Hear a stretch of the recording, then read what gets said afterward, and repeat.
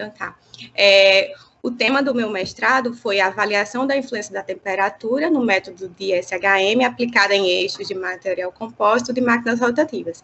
Então, hoje eu vou mostrar um pouquinho do que foi o meu mestrado, mostrar, assim, alguns dos resultados que eu obtive, que não dá tempo de mostrar todos eles aqui na nossa apresentação. O monitoramento de integridade estrutural baseado na impedância eletromecânica, o ISHM, é uma técnica de avaliação não destrutiva que ela é baseada na resposta dinâmica da estrutura monitorada.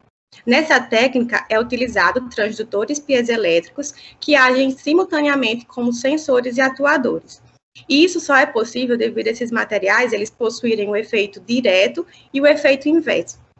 Esse efeito piezoelétrico direto ou efeito sensor ocorre quando o material piezoelétrico ele é submetido a uma deformação mecânica e ele gera uma carga elétrica.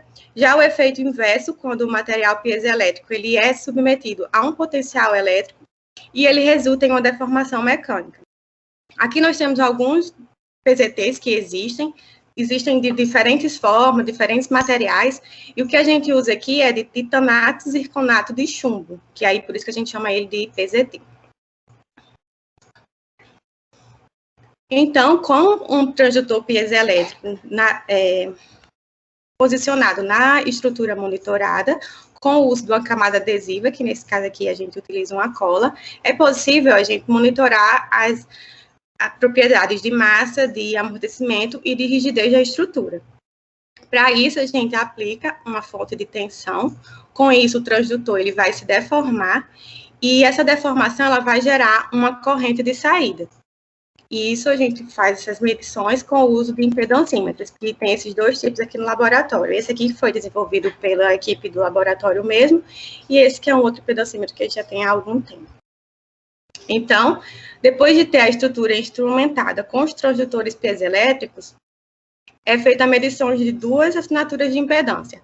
A primeira delas, referente à assinatura baseline, que seria a estrutura quando ela está em sua condição sem danos, e depois em um outro momento. Esse outro momento pode ser quando a estrutura tem algum dano ou quando tem alguma variação de temperatura ou variação de condições estruturais, qualquer coisa. E isso é feito com o uso dos impedancímetros. Após essa análise qualitativa, onde a gente pode ver variações das assinaturas de impedância, é feita uma avaliação quantitativa, com o uso de índices de dano ou métricas de dano. Uma delas, mais utilizada, é o desvio médio quadrático, que foi que eu utilizei aqui, onde ela faz a comparação com as assinaturas de impedância na condição saudável, depois em um outro momento, que seria com a condição com dano, dividido pelo número de pontos de frequência. E um limiar estatístico, que nesse caso aqui eu utilizei com 99,73% de confiança, que seria a média, mais 3 vezes o desvio padrão, ele é utilizado para estimar o ponto a partir do qual tem-se uma mudança significativa da estrutura, ou seja, o ponto em que a gente pode separar a condição saudável da condição com algum dano estrutural, como a gente pode ver aqui nessa imagem. No entanto, essa técnica, como a Aldemir falou, ela tem a desvantagem de ser influenciada pela temperatura. Como podemos ver aqui nessas assinaturas de impedância, de uma placa de alumínio, que apenas com a variação de temperatura tem deslocamentos tanto na horizontal quanto na vertical. E por isso é necessária a aplicação de técnicas de compensação de temperatura para poder minimizar essas diferenças. Aqui, após a aplicação da técnica, nós podemos ver que tem uma minimização no trabalho de Tsuruta, mas em alguns casos, mesmo após a aplicação de uma técnica de otimização, não tem uma compensação em toda a faixa de frequência. Aqui, como a gente pode ver, não está bem otimizado em toda a faixa. Por isso que foi proposto na minha dissertação uma nova metodologia de compensação baseada no método de otimização híbrida, com evolução diferencial e need-limit, formulada por programação por compromisso, para determinar a faixa de frequência que fosse menos sensível a variações de ambientais e compensar o efeito causado pela variação da temperatura. Então, a minha técnica ela busca uma faixa de frequência que será melhor otimizada de uma ampla faixa de frequência utilizada no experimento. Inicialmente, nós aplicamos a técnica de otimização. Só um minutinho, desculpa. Tá. Pessoal, vocês entenderam isso que a Fernanda fez? Não sei se todos entenderam. Mas o que acontece? A Fernanda, quando ela vai lá decidir fazer aplicar a técnica, inicialmente ela decide uma faixa onde ela vai fazer a medição, faixas de frequência, né? Isso. Qual que foi a nossa ideia aqui? Procurar uma faixa de frequência, então ela vai lá, faz a aquisição num espectro bem amplo, numa faixa bem ampla, né?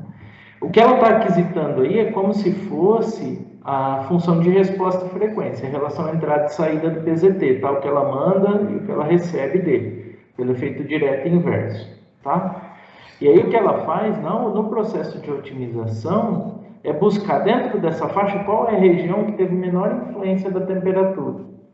Mas como que ela faz isso? É no processo de ajuste, no processo de aproximação entre uma curva de impedância qualquer e uma de referência. É isso que ela vem fazendo. Isso. Aí, utilizando a técnica de otimização híbrida aqui, que a gente já utiliza no laboratório, inicialmente a gente obtém as assinaturas de impedância da estrutura na condição saudável e uma condição desconhecida, ou seja, aqui quando tem variação de temperatura, e essas duas funções, essas duas assinaturas de impedância, elas vão ser analisadas com o uso da função objetivo, que nesse caso aqui é aquela métrica de dano, ou índice de dano. Então, o otimizador, ele vai encontrar os deslocamentos ótimos, tanto em frequência como em amplitude, para poder compensar essas variações. E esses deslocamentos são justamente nossas variáveis de projeto. Já na técnica que nós estamos propondo, inicialmente também é necessário adquirir as assinaturas de impedância da condição saudável e da condição desconhecida, só que agora não temos apenas uma função objetivo, que seria referente à métrica de dano, que é a RMSD.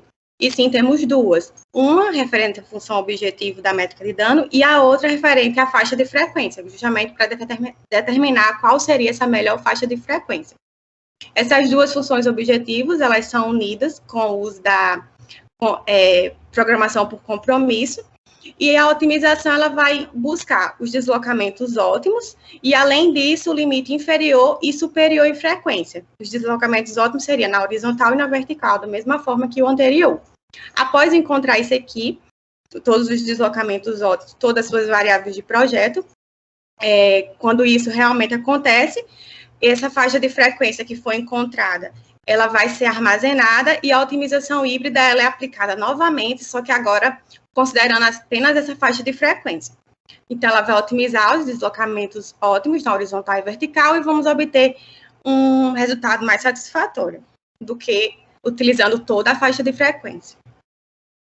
Para a utilização da programação por compromisso, é necessário determinar alguns parâmetros. Como, por exemplo, aqui a gente tem o fator de ponderação, que é um valor de 1, máximo 1. Aqui, o pior valor, o melhor valor da função objetivo, que para a primeira função objetivo, que é referente à métrica de dano, esse melhor valor seria um valor onde a diferença entre o valor baseline da próxima assinatura seja o mínimo possível, ou seja, um valor de 0. E já para a faixa de frequência, o melhor valor seria uma grande faixa de frequência. Já o pior valor, considerar aqui esse termo, seria um valor alto da métrica de dano, valor RMSD, e uma faixa bem pequena, aqui para a faixa de frequência. Então, aplicando a minha metodologia... O Jefferson e o Felipe querem falar alguma coisa. Tá, é que eu não consigo ver. Tá, vamos lá. Tá, eu posso perguntar primeiro, mas eu acho que a minha pergunta já ia ser respondida no próximo slide. Uma delas, né? Uhum. Mas a primeira coisa que eu ia perguntar é se nessa técnica você precisa que o seu eixo seja de um material condutor de corrente elétrica para você poder aplicar, ou não tem nada a ver? Não, eu fiz em um eixo de material compósito meus experimentos. Tá. Outra coisa que eu queria perguntar é quando você fala em frequência, você está falando essa frequência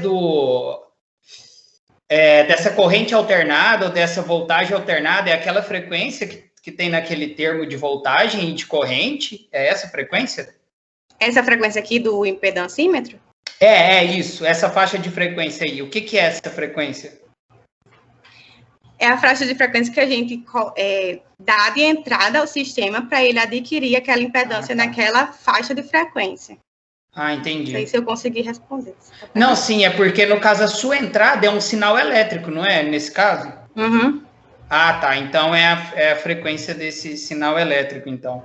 Não, beleza. A frequência de excitação do PZT. Do PZT. Isso. Que eu dou de entrada ao sistema. Exato. E ela está falando lá em kilohertz, lá na casa de kilohertz. Até a gente fez uns testes junto com a Marcela também, lá atrás, para ver se tinha influência da rotação, isso aí. A Fernanda acho que até participou desses testes, né, Fernanda? Eu vi alguns. Isso, e a gente viu que não tinha tanto, tem um pouco de influência, mas não tinha tanto, ou seja, uma frequência não bate com a outra, sabe? O Felipe queria falar alguma coisa também, né, Felipe?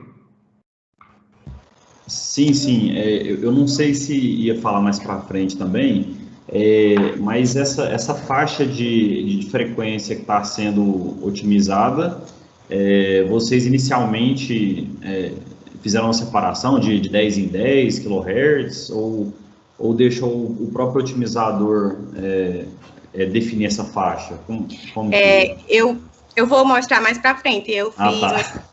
Mas só respondendo, eu coloquei primeiramente ele de forma manual para ver se em uma faixa de frequência menor, que eu vendo assim ao meu olho, seria realmente uma faixa em que teve uma melhor otimização, se iria reduzir o valor da métrica de dano. Aí, depois que eu vi que isso realmente era viável, eu apliquei essa metodologia e ela encontrou uma faixa de frequência que foi próxima à que eu realmente estava vendo que seria a melhor. Entendi. Legal. É só isso. Um ponto importante lá atrás, não sei se ficou claro, o que ela faz? Ela minimiza a diferença entre uma assinatura de referência e as assinaturas que ela vem medindo, certo? Isso. A diferença remanescente, o que ficar, é associado com falha, certo?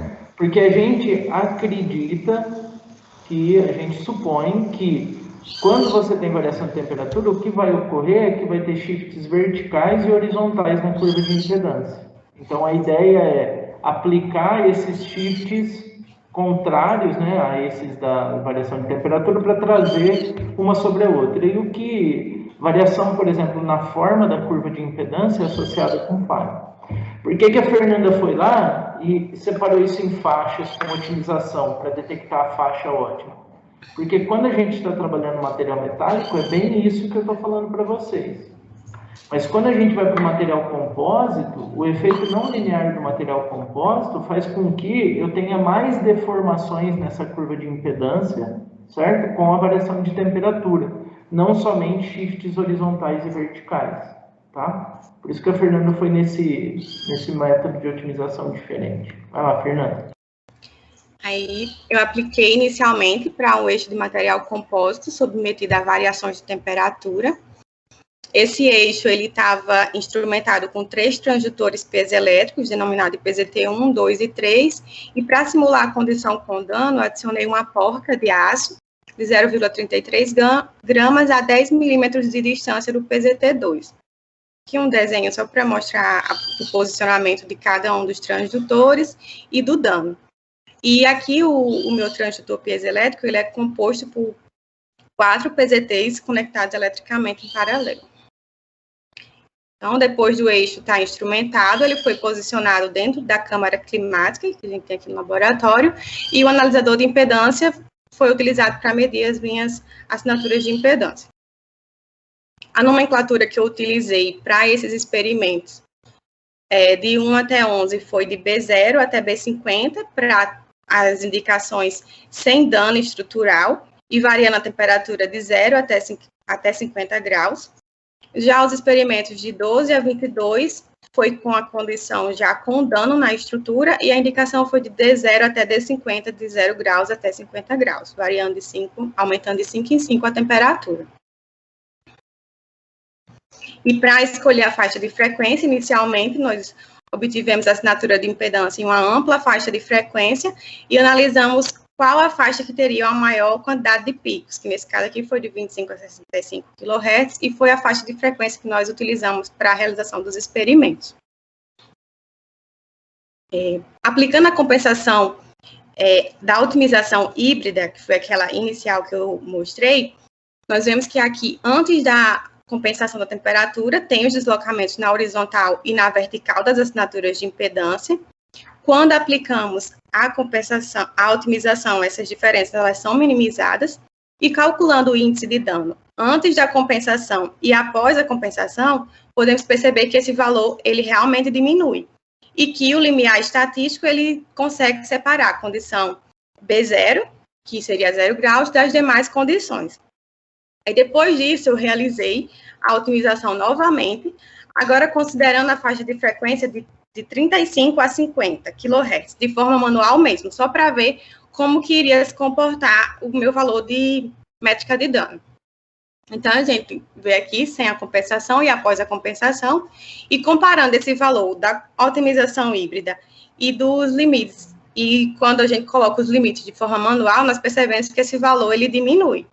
Então, depois disso, foi que eu realmente apliquei a minha metodologia que eu estou propondo aqui, considerando esse espaço de projeto com deslocamentos horizontal e vertical de menos 100 a 100, limite inferior em frequência de 1 a 800, porque é o tanto de pontos que tem em frequência do nosso impedancímetro, e limite superior em frequência de 200 a 800 pontos.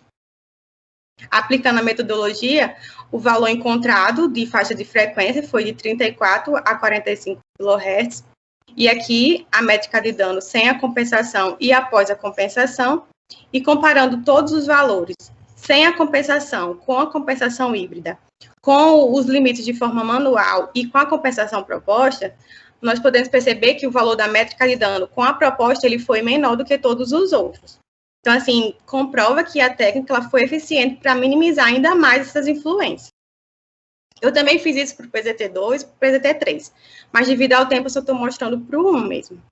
E após a aplicação do dano, ele também encontrou uma faixa de frequência, agora um pouco menor, de 33 a 42 kHz, e a gente pode ver aqui que realmente ele minimiza essas influências, onde sem a compensação, esse valor é maior, com a compensação híbrida e com a compensação proposta, que o valor é ainda menor. E os limites manuais estão mostrados aqui, os limites inferiores e superiores. Depois disso, eu apliquei essa metodologia para uma máquina rotativa. Fernanda, rapidinho, antes de você entrar na máquina rotativa, tem uma pergunta importante aí, gente. Por que volta um slide só, Fernanda, rapidinho. Por que é importante minimizar essa diferença? Porque o que ela fez? Ela pegou o baseline, né? Pegou as outras curvas, fez a compensação de todas, uma sem compensação, que é essa azul que está dando lá em cima, e mesmo com a metodologia dela, o que aconteceu foi que diminuiu um pouco mais, beleza, né? Só que se a gente reparar, todos os efeitos aqui de dano e tudo mais, variação do baseline com a temperatura, tudo passa da linha do threshold. Mas por que é importante ela baixar essa amplitude aqui? Qual que é a importância disso? Significa que ela está deixando nas curvas de impedância somente o que é variação mesmo, que não tem como ajustar, né? Isso vai fazer com que lá na frente, se surgir um defeito, realmente vai acusar o defeito, né? Pode não dar um falso negativo ou falso positivo. É esse que é o interesse da Fernanda. Os B são todos baselines, né, Fernanda? Isso. É que ela, aqui variação de temperatura. Perfeito. Aqui, ó, só entenda uma coisa. Por que está tudo passando da linha do threshold? Porque ela usou o threshold só como B0 com base para definir ele, certo? Mas se ela tivesse utilizado do B0 até o B50 para definir isso, né? Todos iam ficar. Exatamente, ou menos, né? Dependendo em faixas, né? Isso. Mas olha o azul, se ela tivesse pegado o azul sem compensação, ou mesmo o primeiro, compensação híbrida e já definido o threshold aí, a chance dele não pegar nenhum defeito para frente era altíssima, tá? Então ela precisa fazer essa compensação e a compensação dela ajudou nos resultados. Pode tocar, Fernanda. Aqui foi a bancada que a gente utilizou, que tem um motor elétrico, um acoplamento flexível, 2 mancais de rolamento, 2 discos rígidos, o meu eixo de material compósito, instrumentados com 2 transdutores piezoelétricos, denominado PZT1 e PZT2, e um slip ring aqui que não dá para ver na imagem, que é esse dispositivo aqui eletromecânico, que ele permite a transmissão do sinal elétrico de uma estrutura para um sinal elétrico da estrutura estacionária para uma rotativa e vice-versa. Que são um desenho esquemático para que a gente possa ver o posicionamento de cada um dos danos que eu inseri, que foram 4 danos. O primeiro deles localizado do lado oposto ao PZT1, o segundo a 200 milímetros de PZT2, o terceiro a 50 milímetros de PZT1 e o quarto dano do lado oposto ao PZT2. Esses experimentos eles foram realizados com rotações de 600, 900 e 1.200 RPM. A nomenclatura que eu utilizei para a condição baseline foi de A, B, C e D, para sem rotação, a 600, 900 e 1.200, com o dano 1 de F, G e H, e assim sucessivamente, para o dano 2, a 100 milímetros de PZT1, para o dano 3, a 50 milímetros de PZT1, e para o dano 4, o lado oposto ao PZT2. E aqui o dano foi também uma porquinha, que foi de 0,44 gramas. E a nomenclatura foi aqui seguindo a ordem alfabética. E o impedancímetro, que foi desenvolvido pela equipe do LMES, foi utilizado para obter essas assinaturas de impedância de 80 a 110 kHz. O espaço de projeto agora muda apenas esses pontos, porque com o impedancímetro que foi desenvolvido, ele pode ser colocado um número maior de pontos em frequência. E aplicando a metodologia para o PZT1 sem dano estrutural, com o rotor parado a 600, 900 e 1.200 RPM, aqui sem a compensação e aqui após a compensação, ele obtém uma faixa, essa faixa aqui, de 91 a 95 kHz. Calculando seus valores de métrica de dano, podemos perceber que sem a compensação, esse valor é um valor alto, com a compensação híbrida ele diminui, e com a compensação proposta ele diminui ainda mais, que a gente pode ver aqui nessas duas imagens, que aqui apenas com a otimização híbrida e aqui com a otimização proposta, que esses valores eles ficam realmente bem pequenos, praticamente todos os valores abaixo do valor do limiar estatístico, que foi calculado considerando aqui o rotor parado. Agora, considerando com os danos estruturais, ele pegou uma faixa de frequência muito pequena, aqui de 83 a 87 kHz. Isso aqui, ele não está indicando o que realmente está acontecendo na estrutura, porque todos os valores estão abaixo do valor do limiar estatístico, tanto com dano 1, dano 2, 3 e 4. Mas, como a gente sabe que tem dano, então isso aqui não faria sentido nenhum. Então, o que a gente fez para resolver esse problema foi aumentar esse limite superior em frequência, aumentar o seu limite inferior para 400 pontos, para que agora ele pegasse uma faixa de frequência um pouco maior. Realizando esse procedimento, ele realmente pegou uma faixa de frequência maior, de 81 a 90 kHz, e aqui ele realmente mostra o que está acontecendo, onde a gente tem o valor do baseline, ou seja, sem dano, com o dano 1, o dano 2, 3 e 4, onde o maior valor é esse valor do dano 3, porque é o dano que está mais próximo ao PZT, e o dano 2 é um valor que ele nem detectou, porque é um dano que está mais distante do PZT1. Eu fiz isso para todas as rotações, mas aqui eu coloquei separadamente, e aqui eu coloquei o valor de todas as rotações para dividir o tempo também. E aqui ele encontrou o valor de 85 a 94 kHz para todas as condições analisadas, de sem rotação a 600 a 900 e 1.200 RPM. Aqui as condições sem dano, o valor baseline, com dano 1, com dano 2, o dano 3 e o dano 4. Onde a gente vê que os maiores valores foram aqui no dano 3, por ser o dano que estava mais próximo ao PZT. E o mesmo procedimento foi feito também para o PZT2. Mas aí eu estou mostrando do PZT1 para todas as condições.